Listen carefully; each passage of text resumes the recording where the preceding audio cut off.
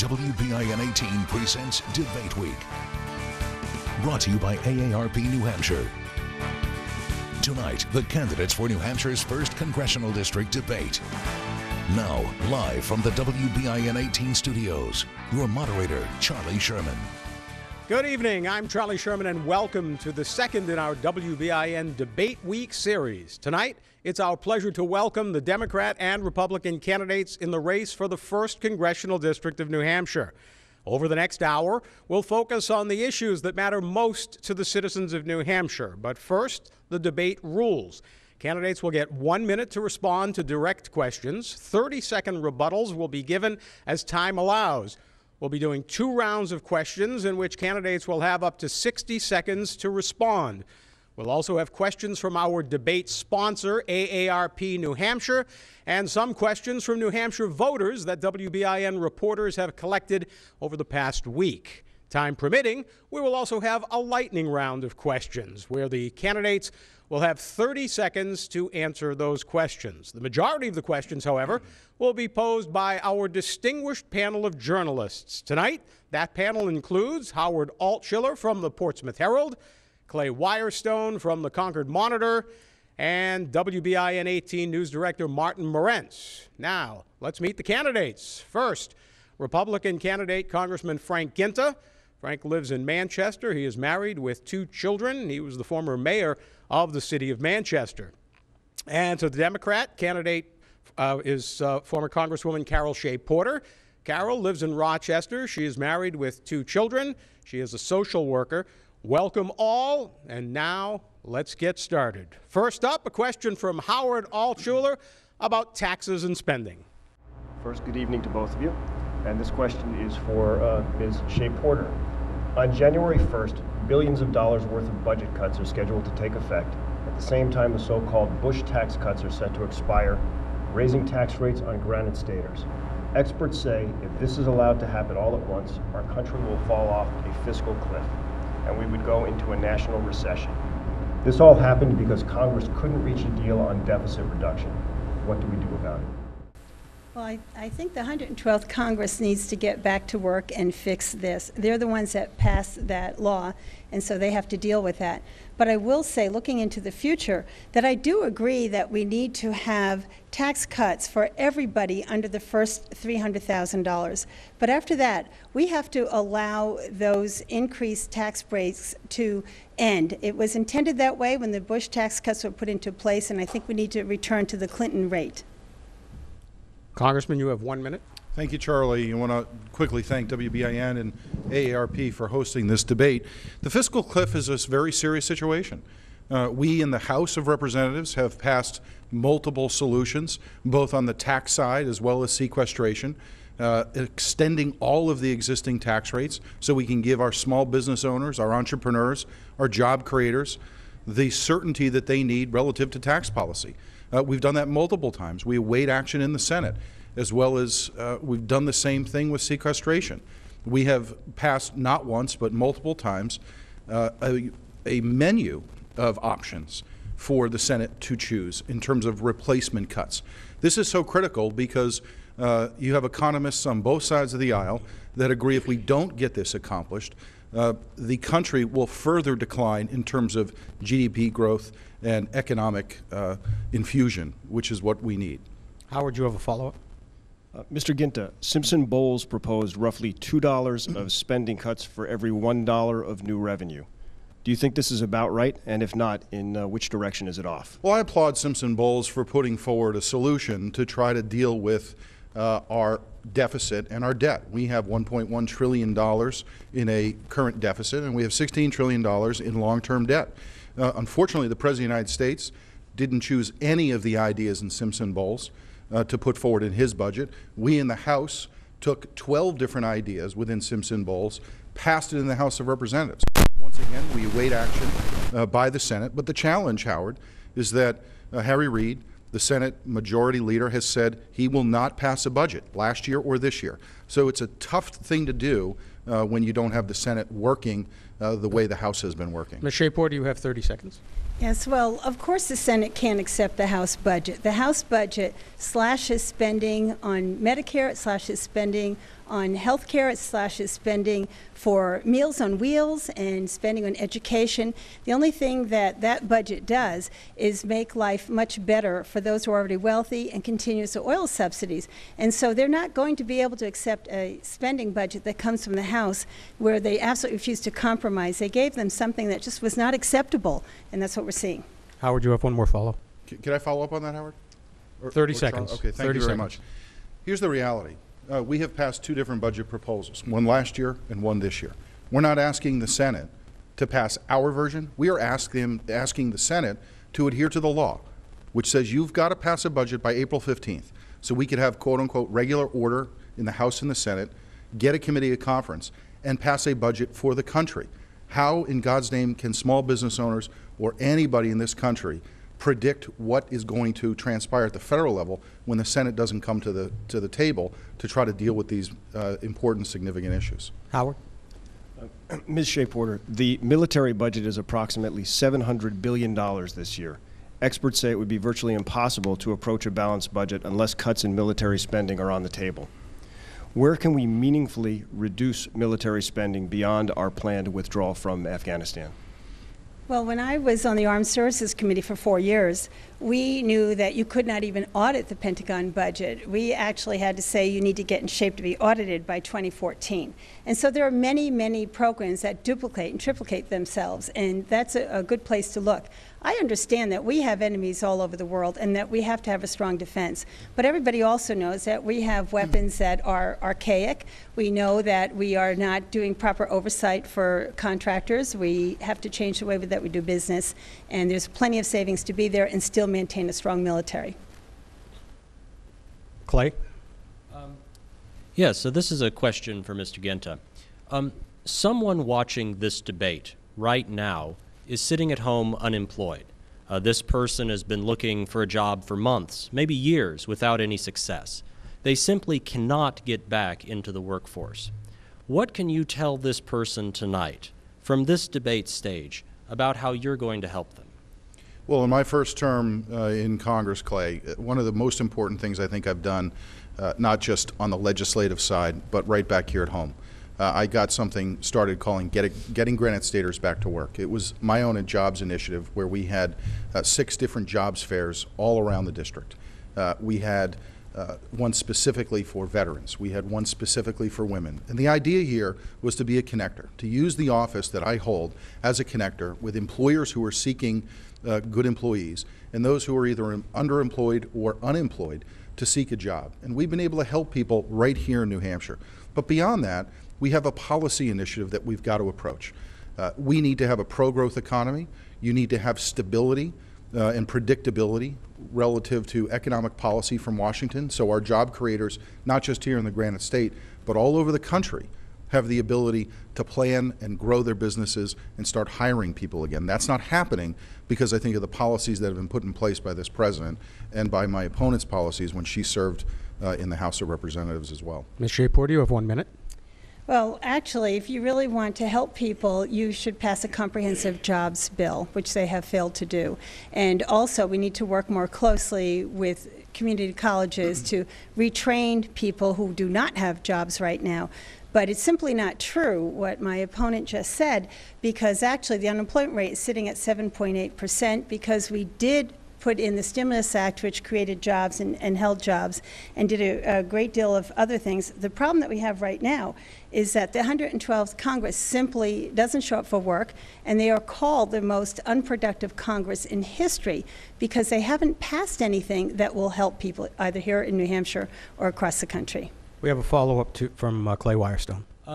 Ms. Shea-Porter. Is it possible for me to respond to something that my opponent said? No. For Ms. Shea-Porter. After his question. Yeah. Let's flip this equation, following up on jobs.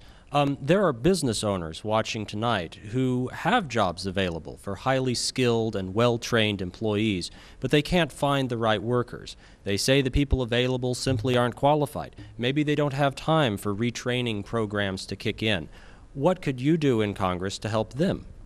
Well, continue what we actually were doing was to establish partnerships between community colleges and the individuals. One of the things I think we could do to help businesses and also help people to be trained is to offer businesses a tax credit for every person they take in and train. So there's on-the-job training, but we do have to also step it up on the technology. One of the problems that we're having is we've fallen behind in this country for research technology, and we simply have to introduce that into the high schools to make these young people educated and able to launch into careers. Mr. Guinta, you have 30 seconds. Well, first, we did support in the House and get passed and signed into law by the President a comprehensive jobs bill back in April of this year.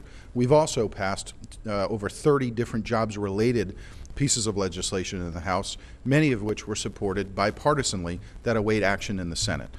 What I think my opponent is talking about is more of the same. $800 billion stimulus that she voted for, that the President claims was working, that produced 43 months of unemployment above 8% in this country.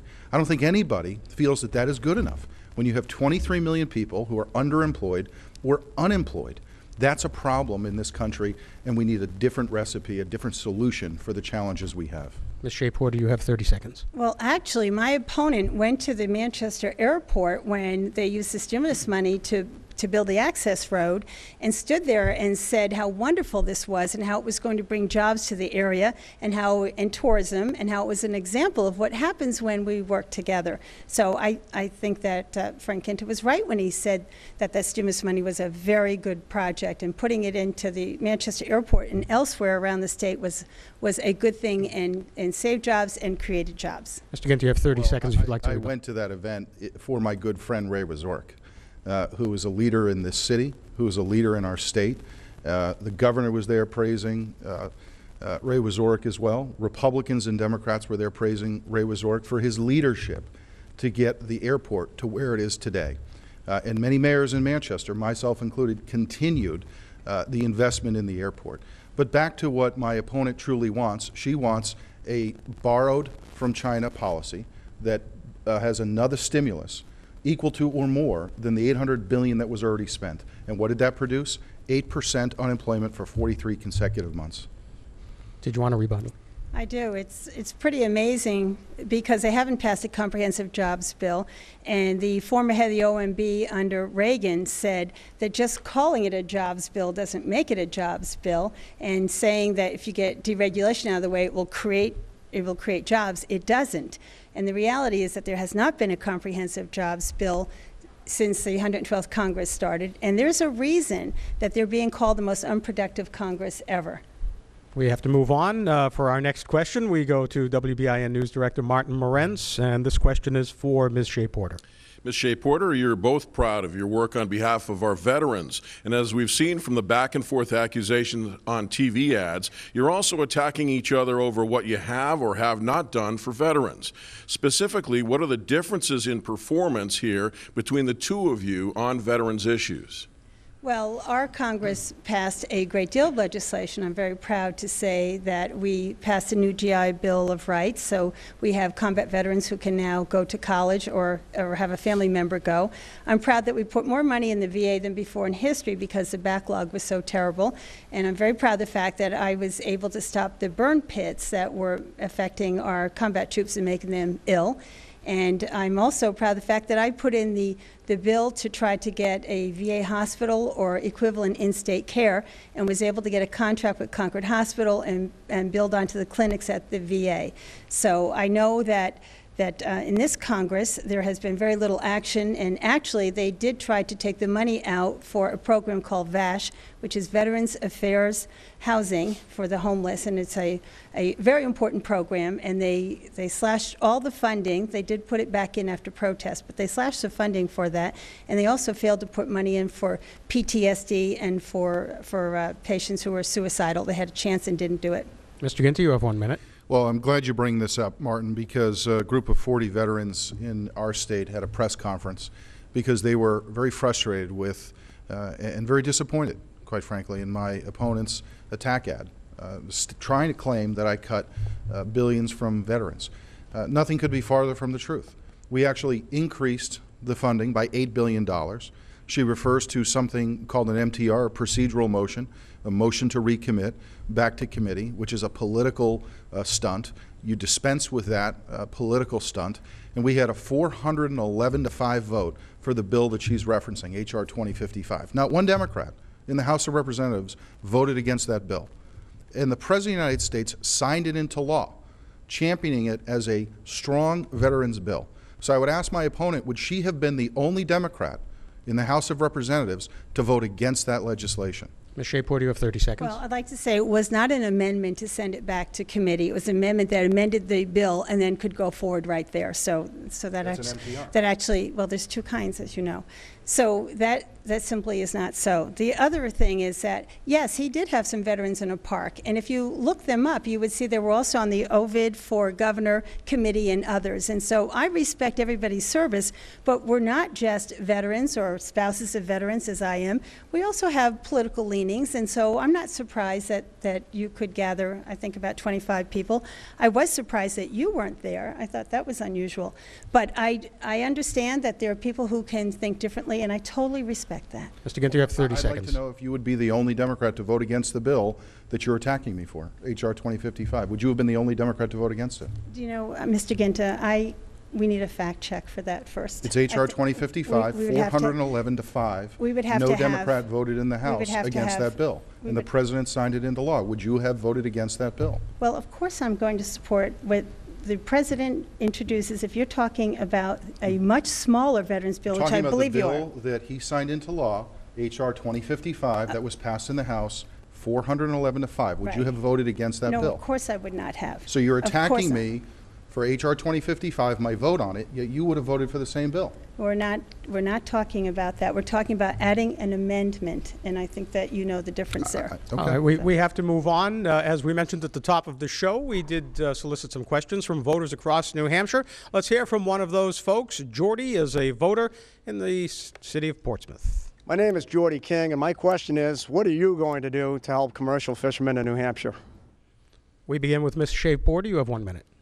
Well, I am very happy that of the recent decisions that have been made, and I'm absolutely delighted that we now have a new person who's in charge and understands being a fisherman himself and understanding what it's like.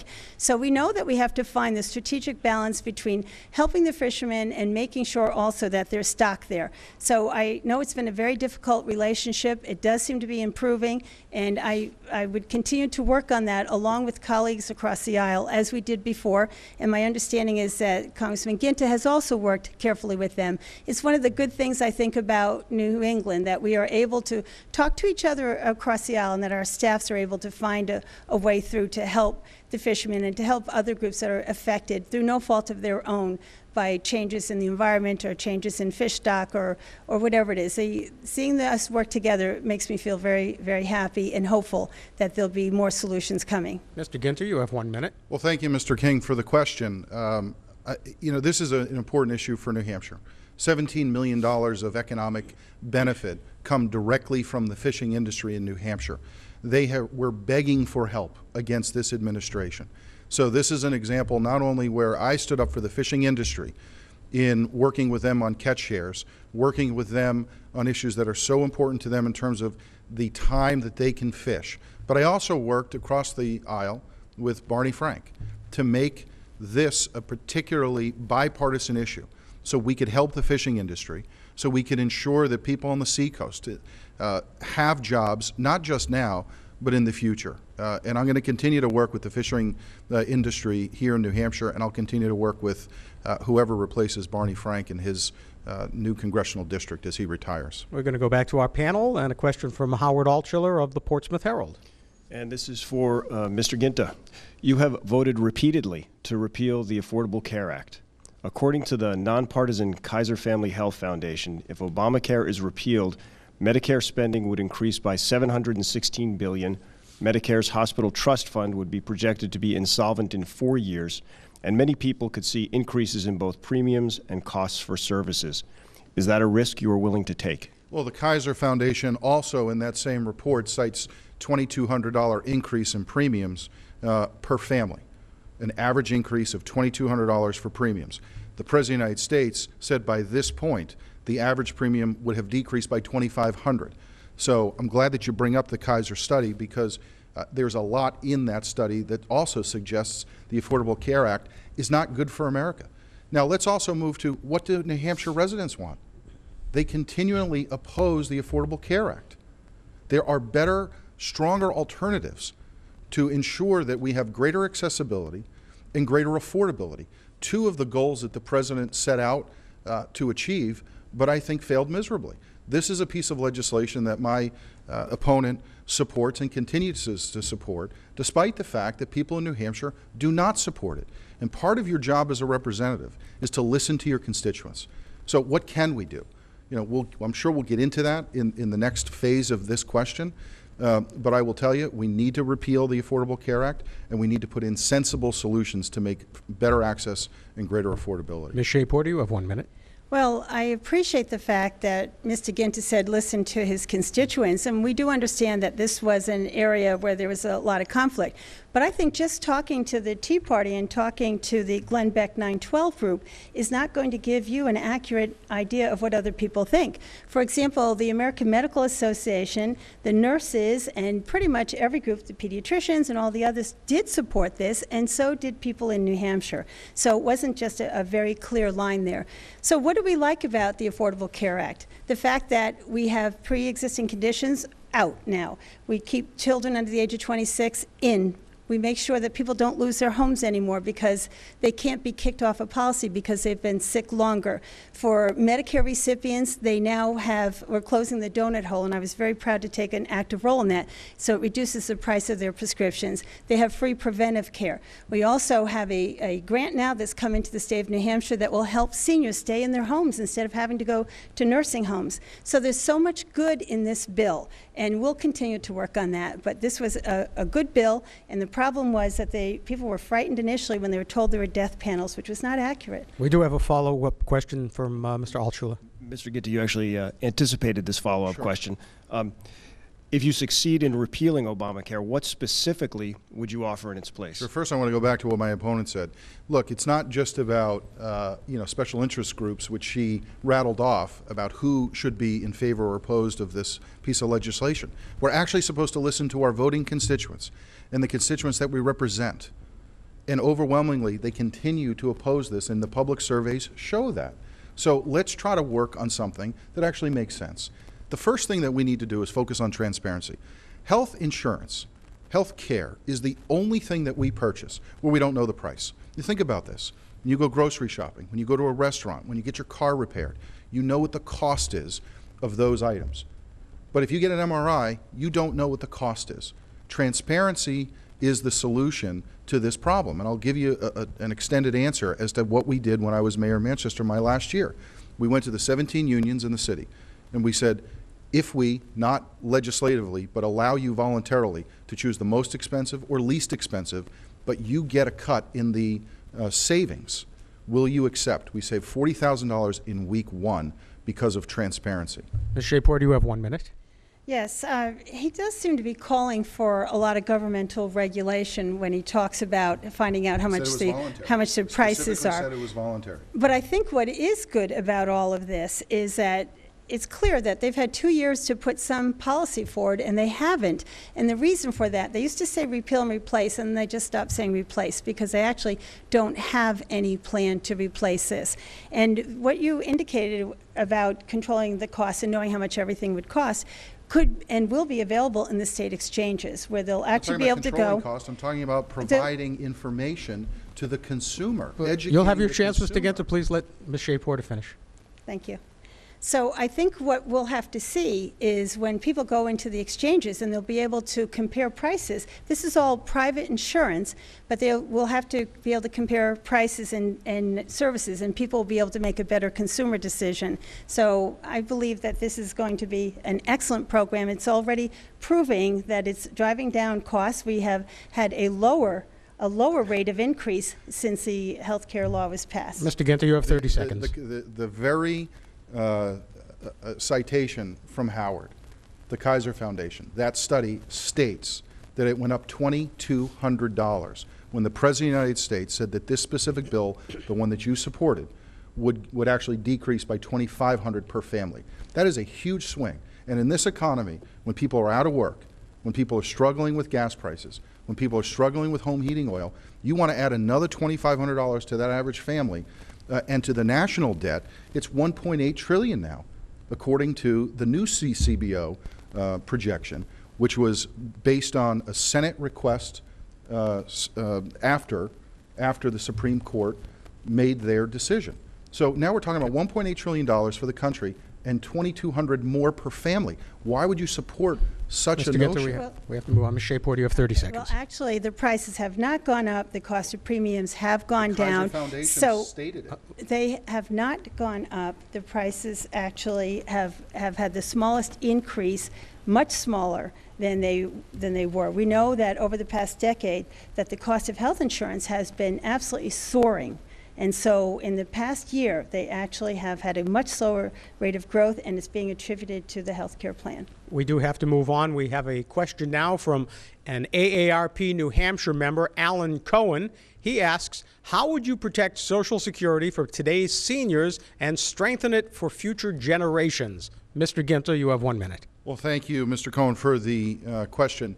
I think of the three big programs on the mandatory spending side, Medicare, Medicaid, and Social Security is probably the easiest to fix. First, the trustee of Social Security states that if nothing is done by 2033, this will be insolvent. So when I come home and I talk to people at town hall meetings, do you want us to try to solve the problem? The answer is yes. We all agree on that. The challenge is, how do we do it? So we should not make any changes for Social Security, or for that matter, Medicare as well, for anyone who's 55 and older. People have focused their retirement in that age group, knowing that Social Security, Medicare will be there for them. We're not going to make any changes. Relative to the future generations, someone who's my age or younger, we will probably have a bipartisan agreement on the table that puts everything on the table to try to figure out what is the best way we can move this through Congress, but I suspect that will happen in this next Congress. Ms. Shea-Porter, you have 1 minute. Well, I'm very certain that a bipartisan agreement to do what you said will never happen. You were rated by a group called On the Issues that you strongly support privatizing Social Security based on a form that you filled out in 2010. What group and is this? It's called On the Issues. And what I really understand, having grown up in 3 generations of family members, is how much people need and rely on Social Security. Things happen along the way. Illnesses, death, all kinds of tragedies, economic disaster. And so you need Social Security to provide that floor so that people will be supported and they can be certain that they'll at least be able to pay the rent and pay for their food. The reason they put Social Security into place originally was because seniors were in such terrible shape.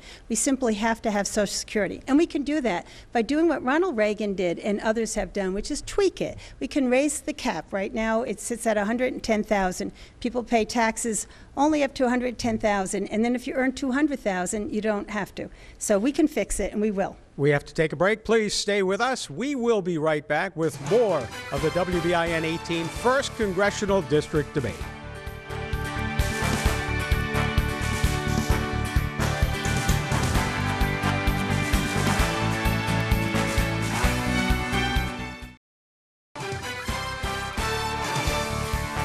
Welcome back to the WBIN First Congressional District Debate. Another question now coming up from an AARP member, Sherry Harden. She asks, as health care costs rise and the cost of Medicare increases, how do you propose improving funding for Medicare? We start with Ms. Shea-Porter. Well, first of all, we know that we need to do a better job controlling the costs of Medicare. And we know that there's still waste and fraud and inefficiency there. So that's going to be a big target. But the second part is the preventive care. We know that if we do not provide preventive care and people arrive at the age for Medicare, and they have diabetes or they have other illnesses, that this really does drive up the cost. So the emphasis coming through the health care law is going to be prevention to keep that down. And I'm sure that we'll have to keep tweaking that. But when you look at the benefits that people receive and recognize that this is the healthiest senior generation in our history, and it's because of Medicare. Before they put Medicare in almost 50 years ago, more than half of seniors did not have health insurance. So we have to continue this program. What is the option? There is not an option. To privatize it, to turn it over to a voucher program like my opponent would like to do, would be just wrong. So we will tweak it, and we will be more responsive, and we'll work hard at controlling costs and keeping people healthy. Mr. Guinta, you have 1 minute. Well, I don't think tweaking solves the problem with a program on the Medicare side, on the mandatory side, that is as large as Medicare. The trustees have said that this goes bankrupt in 12 years. That is right around the corner for a lot of people. So we have got to do something. What we have proposed, not once but twice, in the House, and bipartisanly I might add, is either giving you the option of traditional Medicare, or if you are under 55, so anyone who's 55 and older would be exempt and would stay on traditional Medicare. For anyone under that age, you can either choose traditional Medicare or a program that we put together with Senator Ron Wyden, Democrat from Oregon, who really, I think, boldly moved forward with an idea that we adopted in the House that said you can go to something called premium support. It's not a voucher program. A voucher is a check sent to an individual. That is not this. A check is sent on behalf of you to the federal government to pay for your choices and your options that you get to choose from a body of carriers that are trying to get your business. That's what lowers the cost down. We're going to move on to our panel, and the next question is from Clay Wirestone of the Concord Monitor. Ms. Shea-Porter, the recent attack on the U.S. consulate in Benghazi, Libya, and the death of our ambassador there, Chris Stevens, shows how tensions are rising across the post-Arab Spring Middle East. Are we in danger of seeing the situation in the region spiral out of control? What steps do we need to take to restore peace? Well, it certainly is a very tense area right now, and I'm absolutely delighted that we have Secretary of State Clinton at the helm of the State Department, and I have every confidence that the study that they're doing right now, looking to see what needs to be done, will be very fruitful. However, we do have to continue working with those countries in that region there. It's up to them, as well as us and other nations, to provide that stability. We do have to make sure that we hold them to the standards of protecting our men and women who are serving them and serving our country there. That was an absolute outrage. But I think that we need to recognize that most people in that region are really, really working hard for democracy. Libya is an example of people who have tried very hard, and they have apologized. It's an outrage that it happened. We need to beef up the security, but we can't have a knee-jerk reaction either. We need to recognize that for democracy to flourish, it's going to be a bumpy road there. Mr. Guinta, you have 1 minute. Charlie, I wouldn't call the death of 4 Americans a bumpy road, nor would I call the death of an ambassador who represents the President of the United States a quote-unquote bumpy road. I think that does a disservice. I think it does a disservice to our Americans, to our President, and to what we are trying to accomplish around the world. The reality is that there was a failure in security. It's one that should never have happened. This President should be immediately have handled this in a much different way. And I would tell you that the most effective way is for our own people securing our own people, particularly our ambassadors. We found out just this evening, because of a hearing that's going to transpire tomorrow in Washington, that the State Department has finally revealed this was a terrorist attack. It took the administration how long? It took the Secretary of State how long to actually admit the truth that this was a terrorist attack? You know, people are so upset about this, and you make it sound like it's just a bump in the road, and I think that that is disappointing and it's wrong. Ms. Shea-Porter, you have 30-second rebuttal. I have to say I'm so offended, and I thought you would be able to do this in a bipartisan manner. I said democracy, not the disaster that befell our our ambassador. I said, democracy is messy and there are bumps in the road. But this has nothing to do with the ambassador. I'm sure I was quite clear saying what a great tragedy this is. It's a terrible tragedy. And I was on the Armed Services Committee for 4 years. So I recognize that this is a failure, an absolute failure in our safety and our protection, our plans that we have for our ambassador. So please, let's not make this a personal thing. This is a terrible tragedy. Okay, we have to move on. Howard Altschuler of the Portsmouth Herald with the next question. It's a question for Mr. Guinta. Our environmental reporter, Deborah McDermott, says she's hearing complaints from business owners of all political stripes that the lack of a national energy policy is hindering their decision-making ability. Would you support a bill calling for a national energy policy, and if so, what would be some of the big ideas? Yeah, I've co-sponsored a bill that is an all-of-the-above energy policy for the nation. There's a number of things we need to do. First, I wouldn't support what my opponent did in supporting a national energy tax. That is just going to add to the challenge that we already have, that small business owners and large business owners have right here in New Hampshire. We need to do a number of things. First, the President of the United States does need to allow for the Keystone Pipeline. He needs to allow that permit to go forward. There were particular issues that have been worked out, particularly in Nebraska, in the aquifer of Nebraska. That has been resolved. That was the only real pending problem to stopping that, the President from allowing that pipeline to continue. You're talking about a multi-billion-dollar operation. You're talking about 20,000 jobs immediately just on that one pipeline. In addition to that, we are using 19 million barrels a day of oil here in the United States, but we're only producing 7 million. So there's two things we can do: conservation, but also explore for more. Bring the price of oil down. Bring the price of gasoline down. Ms. Shea-Porter, you have 1 minute. Well, we've actually been exporting energy this year. It's an interesting change there. But I have to say that my opponent not only believes in the oil subsidies, but he also said that if they took the oil subsidies away, then the big 5 oil companies should have free leases on public land. Our oil, our land, but it wouldn't cost the oil companies anything. So that's not a way to solve an energy crisis. The way to solve an energy crisis is all of the above, but it means a heavy investment in renewables as well. It means that we have to take this seriously, just like China does, just like the Department of Defense does. They already are experimenting with alternative fuels. So yes, we can use gas and we can use oil. We don't have a choice at this point. But looking into our future, we should start an Apollo-type program now that will make us energy efficient and free from being in areas where our enemies are. Why would we be enriching our enemies being dependent on their oil? It is time for an investment in renewable energy and a new energy program. Mr. Guinta, you have a 30-second rebuttal. We don't want to be like China. I mean, my opponent said we should be like China. I don't want to be like China. America doesn't want to be like China when it comes to energy policy. We need to be energy independent. So what does that mean? We have greater exploration in this country. The leases that the President can provide and agree to, he needs to do it immediately. We also need to focus on renewables and alternatives. The reality is that's about 15%. So you still have to find a way to get the fossil fuel cost down.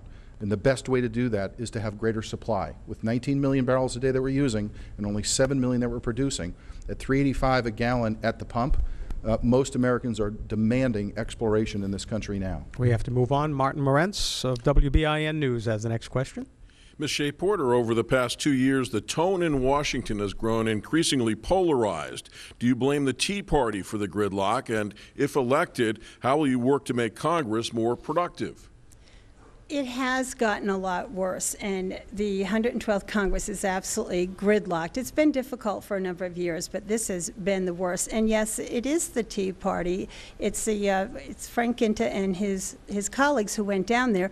There's actually a book called It's Worse Than It Looks, and it's written by a Republican and a Democrat, one from the American Enterprise Institute, which is a conservative institute, and the other one by the Brookings Institute. And what they're saying is that because the politicians that were sent down in 2010 are so ideologically locked in cement, won't compromise, won't trust science, won't work at all, we're seeing that. So I believe there will be a change, and I will reach across the aisle and work with people. I did before. We can do this. I come from a Republican family. They are not the enemy. The problem is that we have a very right-wing group in Washington right now that will not compromise. Mr. Guinta, you have 1 minute. Well, there's a lot that my opponent just said. First, she blames the Tea Party. Yet a month ago on a different TV station, she found herself agreeing with the Tea Party and said that she agrees with many different principles of the Tea Party. So you can't have it both ways. Secondly, this freshman class was elected around the country because the Congress you served in was spending and borrowing out of control and passing legislation that the country didn't want. The country said enough in 2010. So here's what we've done in the House. The first thing we did was cut our own budgets. The second thing we did was vote to repeal the Affordable Care Act, something that the country wanted us to do. The third thing we did was stop earmarks. The fourth thing we did was freeze congressional pay. And then we went into the bipartisan work of the more than 30 different jobs-related bills that we passed, many of which bipartisanly, that were sent to the Senate. Most of these bills are stuck in the Senate. Harry Reid, the majority leader, continues to claim he will not vote on these bills, he will not vote on a budget, he will not get to regular order. I think it's more than just the Republicans in the House. I think it's a problem in the Senate. We have a follow-up for Carol Shea-Porter from Martin Morenz. Shea-Porter, can you name two people from the other you've worked with in Congress and what you have accomplished with them? Yes, I can. 30 seconds. I hesitate because I don't want to, cause him any great harm, but actually on the Education Labor Committee, one is already gone because he was a moderate Republican, Mike Castle, and we worked together on legislation, Education Labor Committee, and Jason Chaffetz and I actually supported a bill together as well. So yes, there can be some compromise and there can be some improvement down there. I just finish? Yes. Okay. Mr. Guinta, the same question. Sure. Well, just regionally, I've worked with Mike Michaud up in Maine. I've worked with Peter Welch in Vermont on transportation issues. Mike Michaud in Maine, I've worked on LIHEAP bill, and with Barney Frank in Massachusetts on fisheries issues, because people in New Hampshire and the region have understood that it is important to focus on a bipartisan approach, particularly when it comes to the region. So, I spent a lot of time, not just in committee, but on the floor on different votes, making sure that we had the best interest of New Hampshire at heart, and we worked with all bordering states and all different members from those states. We're going to go out on the street again to another question from another Granite State voter. This is from Rose in Dover. Hello, I'm Rose Fasillo, and I'd like to know, would you keep the home mortgage tax deduction? Mr. Guinta? Thank you very much, Ms. Fasillo, for the question. We're going to have comprehensive tax reform hopefully in the next Congress. In this current Congress, we focused on extending all of the existing tax rates, but I think what you can do is protect the home interest mortgage deduction for those families that need it, but higher income families, second homes, you can over time find a way to phase it out. That is a bipartisan discussion right now in the Ways and Means Committee, and we anticipate that we'll have a reform in place next year. But for those at a certain income level who require that home interest deduction, it will be preserved. Ms. Shea-Porter, you have 1 minute. Well, that's an interesting answer, but I have to say that the Congressman has supported a flat tax, which would mean that there would not be the home mortgage deduction. And in the Ryan budget, that also appears to be under threat because there's simply no way they can make the arithmetic add up and still offer those mortgage deductions because of the amount of money that they will be giving to millionaires. About $265,000 will come to millionaires, and they have to figure out a way to make that up somehow. And so it's very, very worrisome. But there's been talk that what they would have to do is go after the mortgage deduction.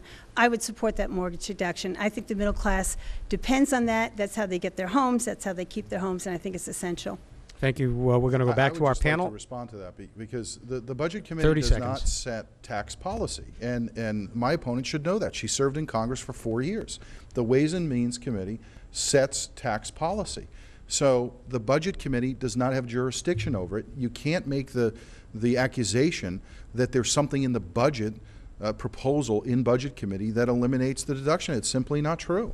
Ms. Shea-Porter, if you'd like 30 seconds. Well, the Congressman was on the Budget Committee, and so he certainly knows what goes through that Budget Committee, and then he voted for the Ryan budget. He voted for it a couple of times. So it's pretty clear that you cannot give these big tax breaks and then also have all of the deductions for the middle class. And I'm not making that up. I mean, that's just how it is.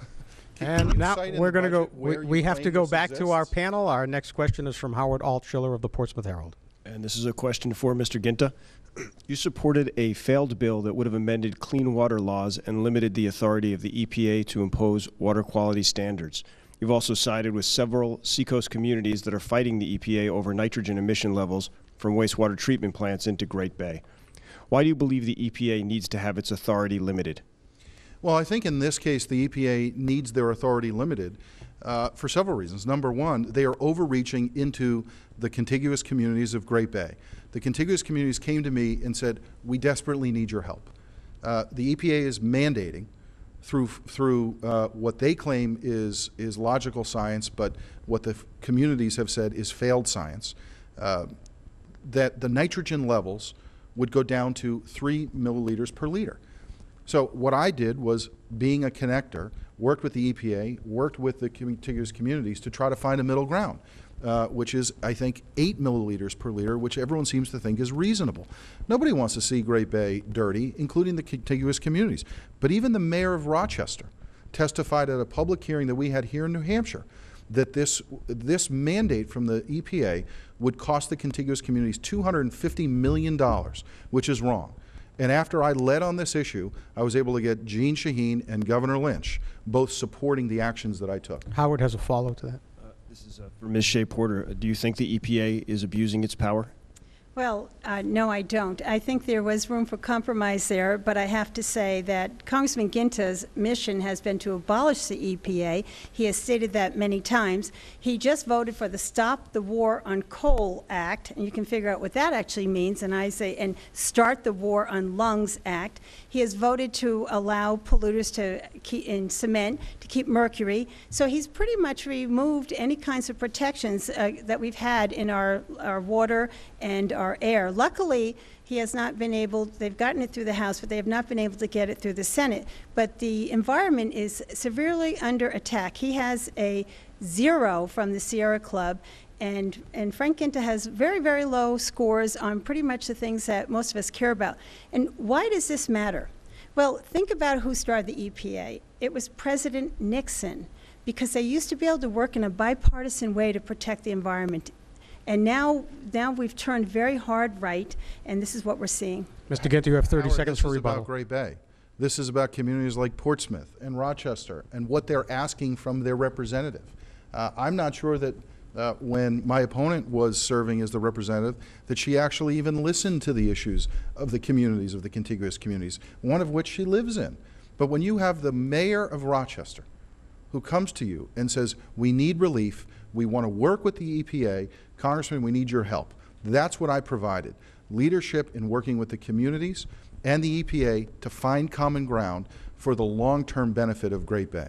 Ms. Shea-Porter, you have 30 seconds. Thank you. Actually, I did meet with them, and I met with a number, and we talked about all the ways to try to make the Bay. Did you do anything about it? Well, certainly, we've been working on that. The whole point, though, is that you have to believe in this. You have to believe that there's a government role, and I think that there's a tremendous difference between you and me on that issue. So compromise always, and try to work together. But when you start off wanting to abolish the EPA, and when you're voting for bills like Stop the War on Coal Act, then it gives an understanding of where the differences between us are. And I'm very proud to say that I'm an environmentalist. I believe in protecting the environment and working with the communities. We're going to move on. Clay Wirestone from the Concord Monitor. Yes, Ms. Shea-Porter, after 11 years of fighting in Afghanistan, the 11th anniversary was just a couple of days ago, and more than 2,000 American lives lost, not to mention many thousands of Afghan lives. What have we accomplished there as U.S. troops begin their final withdrawal? I was in Afghanistan twice. I led a delegation in July 2010 to talk to Karzai about some of the abuses there. And before that, before I took my first trip, I said that we were right to go and take out the training camps. The terrorist training camps were there, and we had a right and an obligation to remove them. But after I went the first time, I realized that we were not going to be able to rebuild a country that had never been built. We couldn't help a country that had such tremendous illiteracy and so much violence inside their own borders and didn't even recognize a central government. So our troops have done everything they could. The men and women I saw there were just remarkable. But it is way past time to bring them home. It's a mission that is an unfair mission because they're not able to accomplish the goal. They kept moving the goalpost about what we hope to do. Taking out the terrorist training camps, yes. Having a light footprint so we can catch the terrorists that do come through, yes. But having troops on the ground like that, no. Mr. Guinta, 1 minute. Yeah, I also went to Afghanistan last December. And I am truly amazed at how our troops have served our country and have protected our freedoms and our liberties. And I think moving forward, what we need is to have an assurance of a group of American troops that will keep the fight of terrorist activity away from America. And unfortunately, the only way we can do that is to have some assets in that region. And that is an unfortunate reality. But the notion of spending billions of dollars on nation building in a country that doesn't seem to want that activity is something that we should be looking at in the next 10-year window of our budgeting and how we actually expend those dollars. That was the purpose of our trip. And as a result, we have reduced the long-term funding for that component of the mission. For our final question, Martin Morenz. We started tonight with a debate over the financial fiscal cliff, but we recently have seen a lighthearted exchange because of the presidential debate over the future of Big Bird.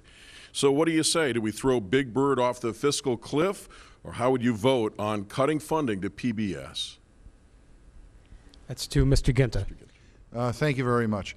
Look, you know, it's interesting. I watched that debate the other evening, and I would think the reason that the president is talking about Big Bird is because he did not have a good debate, let's face it.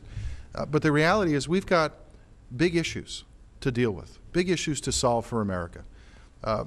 I believe that New Hampshire Public Radio, New Hampshire Public TV feel very, very strongly that they can do this on their own.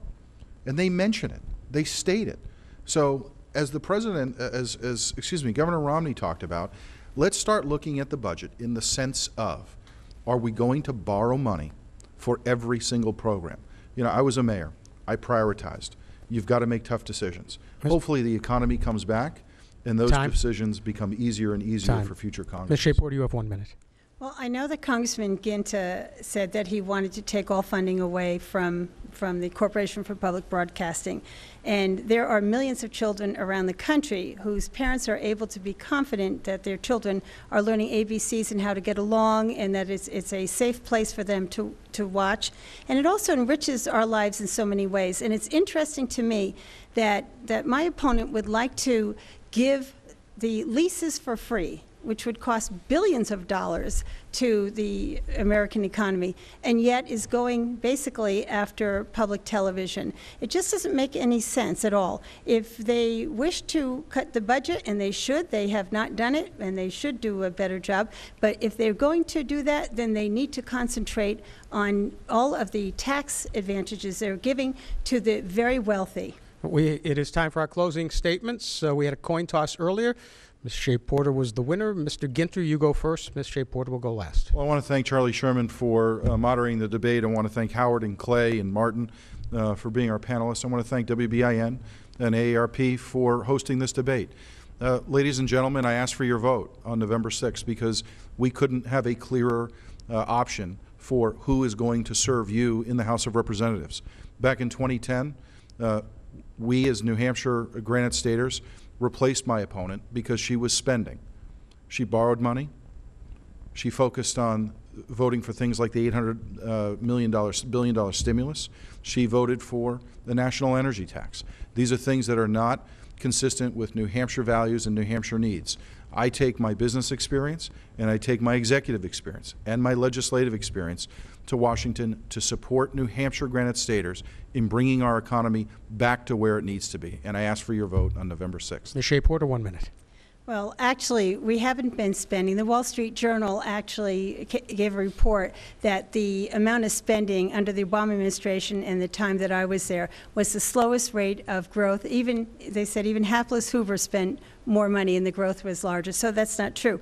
But the reason I'm in this whole situation here, running again for Congress, is because this country has turned in the wrong direction. This country has turned away from the middle class and forgot what made us great. It's not fair anymore, and people understand that they're not getting the same opportunity.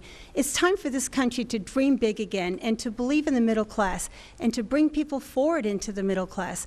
We need to educate our children. We need to rebuild our infrastructure, communication and our transportation infrastructure. We have to take care of our older people, and we have to make sure we all have an opportunity to succeed. This election is about fairness, this election is about opportunity, and this election is about who will have the sight and the vision to go forward, and I ask for your vote. On behalf of our sponsor, AARP New Hampshire and WBIN 18, we'd like to thank the candidates and you, our viewing audience, for joining us for this evening's debate. Please come back again tomorrow night at 8 o'clock when the candidates for New Hampshire's 2nd Congressional District, Republican Congressman Charlie Bass and Democrat Ann Custer, meet to debate right here on WBIN 18. Good night, everybody.